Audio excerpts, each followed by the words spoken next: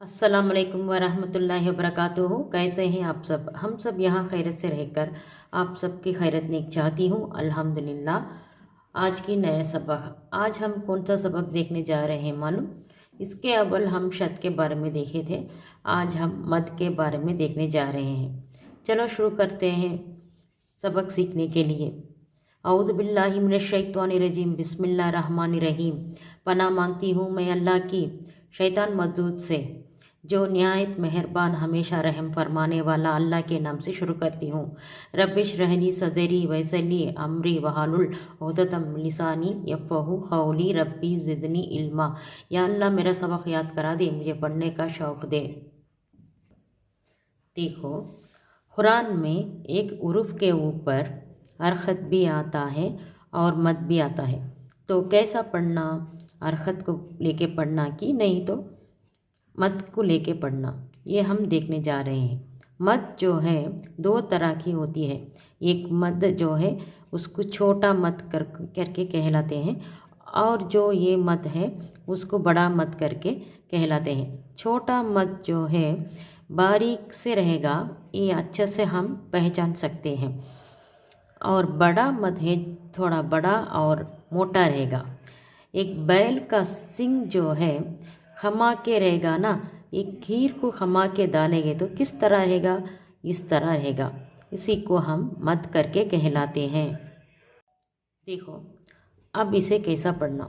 अलीफ के नीचे ज़ेर है, लाम अलीफ के ऊपर शद भी आया है, ज़बर भी आया है, मद भी आया है। हम नॉर्मल से कैसा पढ़ेंगे?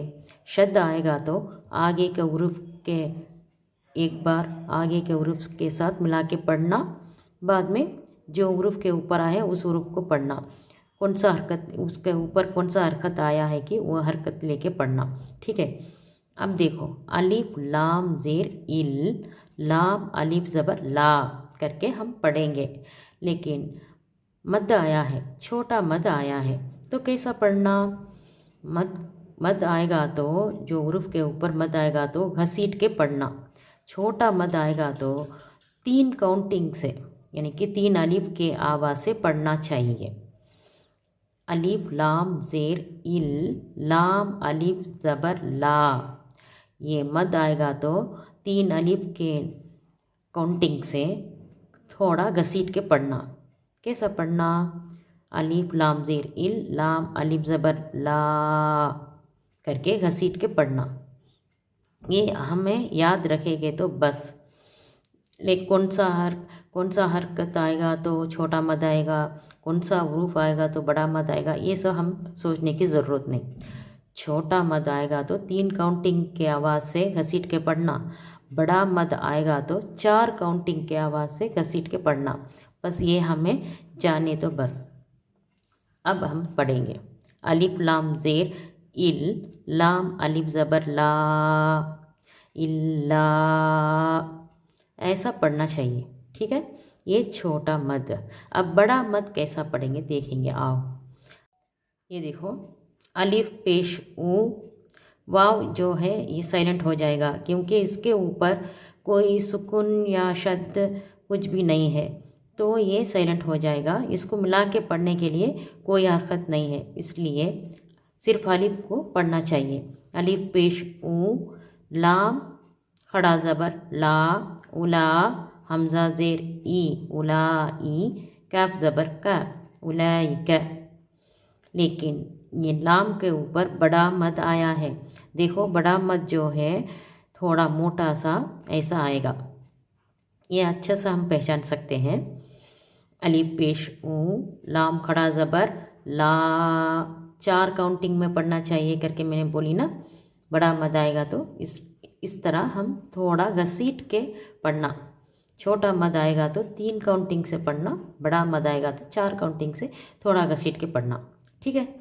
अलिफ पेश ऊ, लाम खड़ा ज़बर ला, उला, हमज़ा ज़ेर ई, उलाई, कैफ ज़बर का, उलाइका, ठीक है। इस तरह पढ़ना चाहिए।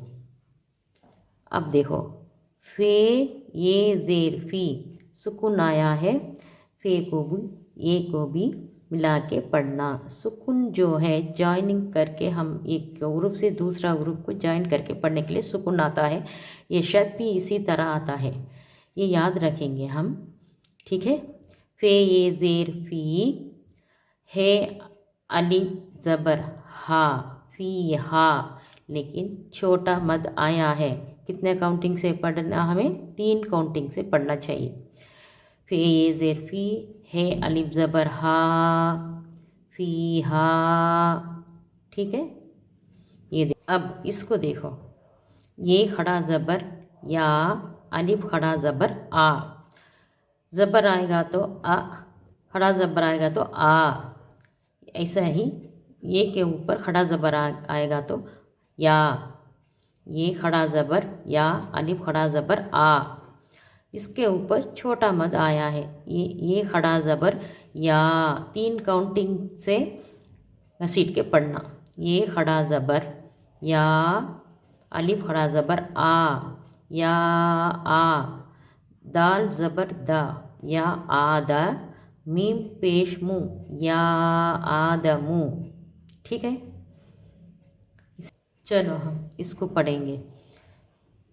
इसमें देखो छोटा सा मद भी आया है, बड़ा सा मद भी आया है, ठीक है खड़ा ज़बर हा, हमज़ा पेश ऊ, हा ऊ, ये वाव जो है ये साइलेंट हो जाएगा, क्योंकि अब ये 2 हरूफ को मिला के पढ़ना करके रहे तो सुकून नहीं, शब्द कुछ भी आएगा हरकत, लेकिन वाव के ऊपर ये मिला के पढ़ने के लिए सुकून नहीं आया, तो है को, सिर्फ है को फ़कत पढ़ना चाहिए, ठीक है खड़ा ज़बर हा, हमज़ा पेश ऊ, ये मद छोटा मद आया है तो कितना काउंटिंग में पढ़ना चाहिए?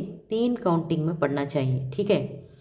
हा ऊ, लाम अलीफ ज़बर ला, लेकिन बड़ा मद आया है लाम के ऊपर, तो कितना काउंटिंग में घसीट के पढ़ना?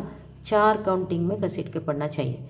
लाम अलीफ ज़बर ला, हमज़ा ज़ेर ई, ला ई, है खड़ा ज़बर हा, हमज़ा पेश ऊ, हा ऊ, लाम अलिफ ज़बर ला, हमज़ा ज़ेर ई, लाही, हा उलाही, हा उलाई, ऐसा पढ़ना चाहिए, ठीक है। इसी तरह हम ये सब को पढ़ के देखेंगे। अलिफ ज़बर आ, ज़्वाद अलिफ ज़बर मद, बड़ा मद आया है तो कितना काउंटिंग में पढ़ना चाहिए? 4 काउंटिंग में पढ़ना चाहिए। ज़्वाद अलिफ ज़बर दा, अलिफ ज़बर आ, ज़्वाद अलिफ ज़बर दा, आदा, हमज़ा ज़बर आ, आदा आ। अब देखो शीन, शीन अलिफ ज़बर शा, लेकिन बड़ा मद आया है, कितना काउंटिंग? 4 काउंटिंग। शीन अलिफ ज़बर शा, हमज़ा लाम ज़बर हल, लेकिन ये लाम के ऊपर देखो शद आया है, शद आएगा तो कैसा पढ़ना?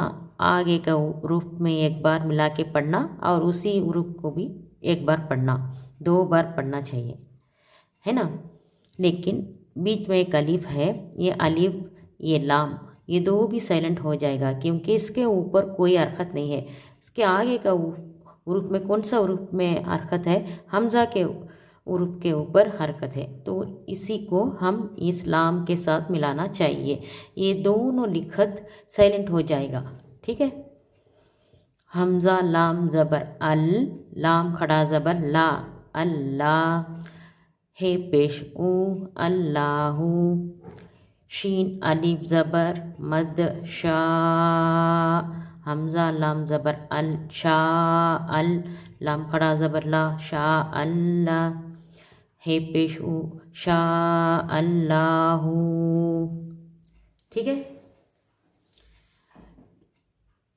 बहुत सिंपल सी एक चीज़, कोई हमें इसको डाल के कंफ्यूज नहीं करना, छोटा मद आएगा तो 3 काउंटिंग से घसीट के पढ़ना, बड़ा मद आएगा तो 4 काउंटिंग से घसीट के पढ़ना। ठीक है, आप लोगों को मेरा सबक सिखाने की तरीक़ा समझ में आई होगी ना।